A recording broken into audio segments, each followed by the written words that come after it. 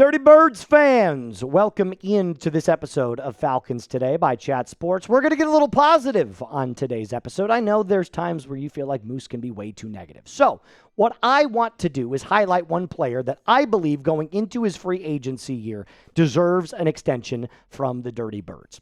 And that's this guy right here.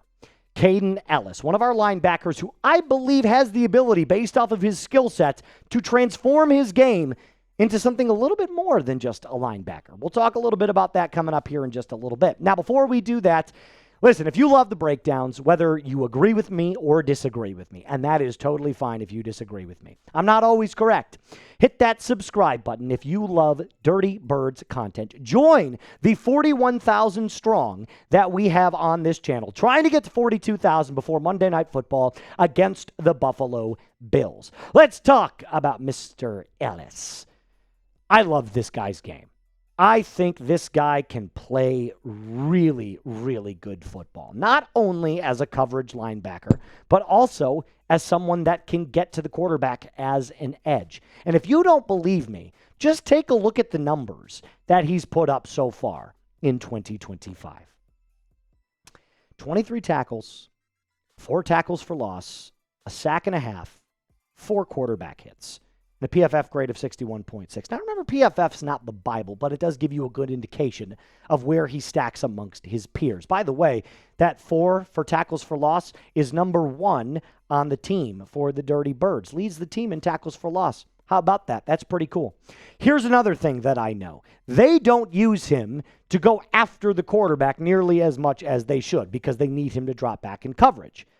But with the duo combination of Divine Diablo and Kaden Elliss, this is some of the best linebacker play I have seen in a long, long time.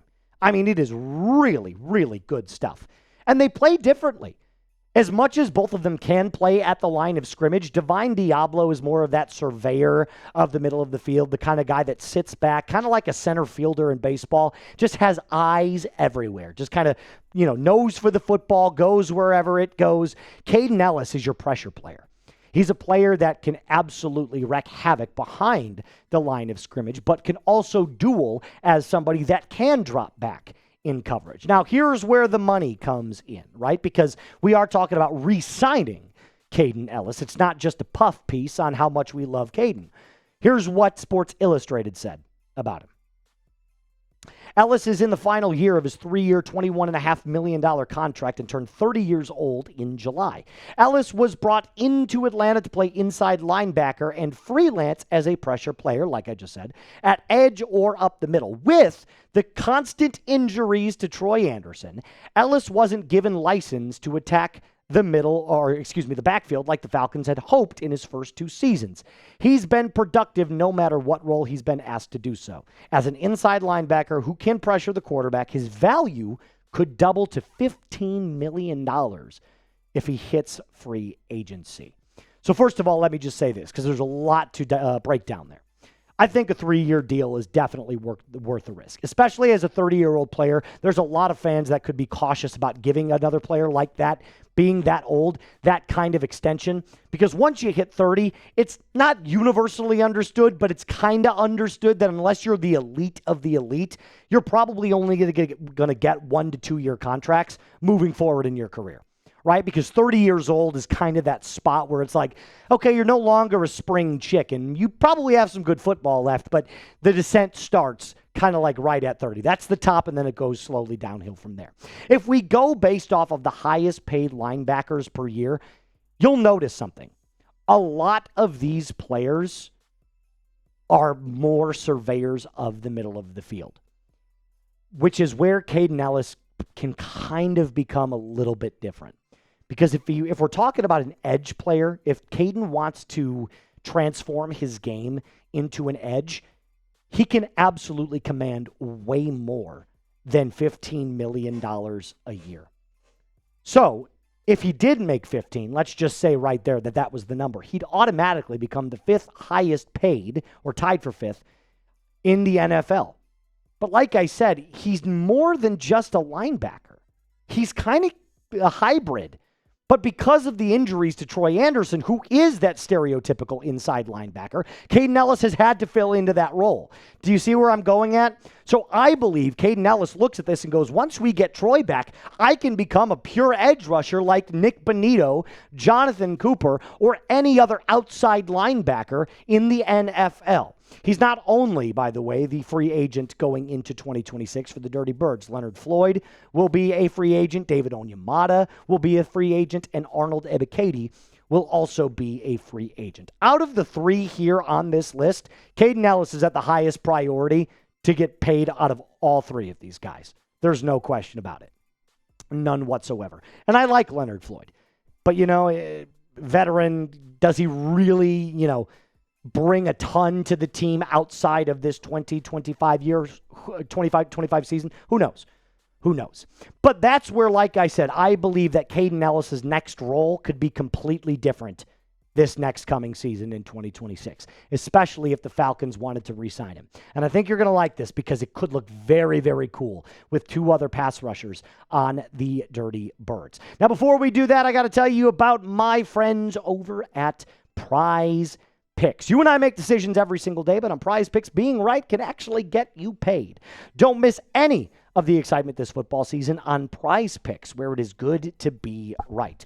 Did you know that you can now follow other Prize Picks players directly on the app and copy their lineups in just one click, whether it's a friend, a celebrity partner like producer Alper, or just someone whose picks you absolutely love? Hit the follow button and check out every Prize Picks lineup in the new feed tab on Prize Picks. How does it work? Very simple. All you got to do, pick the player, pick the more or the less, and watch your money multiply. You can win up to 2,000 times your money on Prize Picks. All you got to do is download the app today. Use code CLNS to get $50 in lineups after you play your first $5 lineup. That's code CLNS to get $50 in lineups after you play your first $5 lineup. Prize Picks. It's good to be right. So should Kaden Elliss become a true edge rusher? I think there's a little bit more to this than meets the eye. You know who I kind of could see him playing like, and do not take this as I'm comparing Kaden Elliss to Micah Parsons, because I'm not. Micah is one of the best we've ever seen. He's one of the best in the NFL. But what I will say is, if you played like Micah Parsons, where your primary goal was to get after the quarterback 80% of the time, and then the other 20% of the time you drop back in coverage, that's where I think you could absolutely see Kaden Elliss make his damage and his presence felt. Especially if you're going to get Troy Anderson back, which multiple of you, that doesn't make any sense, tons of you have told me, we need Troy Anderson back. Fine. If you want Troy Anderson back, then you can bring him back and pair him up with Divine Diablo as your inside linebackers. But then what do you do with Kaden Elliss? Then you'd have to flip him out to the edge. He'd have to become an outside linebacker, someone who plays kind of like that, Micah Parsons, Nick Bonito, Jonathan Cooper. Your primary goal is to get after the quarterback. The other 20% of the time, you can drop back in coverage. And wouldn't it be sweet to see a combo of those two and have Kaden Elliss as well pairing on the edge? Now you're probably wondering, well, what about the other guys? I know exactly who you're talking about. The two dudes we drafted in the 2025 NFL draft. The potential big three. James Pierce Jr., Jalen Walker, Kaden Elliss as your edge rushers. Wouldn't that feed families? Wouldn't that just go absolutely ballistic? I think it would, especially as those two rookies get better and better with each and every game. If you had this three, you could be potentially looking at 30 sacks between the three of them. I truly believe that. I think you're limiting yourself to what Kaden Elliss can do by not dropping him or not allowing him to get after the quarterback nearly as often as he can, because he's shown multiple times that he can absolutely do it. He's just not playing like that right now.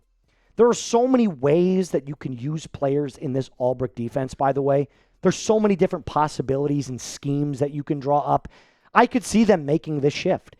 if they said, hey, look, we'll give you $15 million a year, right? We're going to give you a 2-year or a 3-year contract at $15 million a year. But your new primary objective is to get after the quarterback. So maybe that takes, 5 to 10 more pounds of muscle. Maybe that just takes a little bit more training. Either way, I could see Kaden Elliss becoming an edge next year full time. So if you believe that he could do that as well, you let me know in the comment section down below. Should Kaden Elliss become a full-time edge rusher for the Dirty Birds? Yes or no? I mean, right now he's filling a need at that inside linebacker position. But if we're talking next year, that might be a yes. Either way, let me know in the comment section down below. Before we get on out of here, make sure that you hit that subscribe button if you haven't already, if you love the breakdowns, if you love thinking outside of the box like Dirty Birds fans tend to do. And if you want to join the 41,000 strong, go ahead, hit that sub button. My name is Moose. Rise up, Dirty Birds fans, and be cool.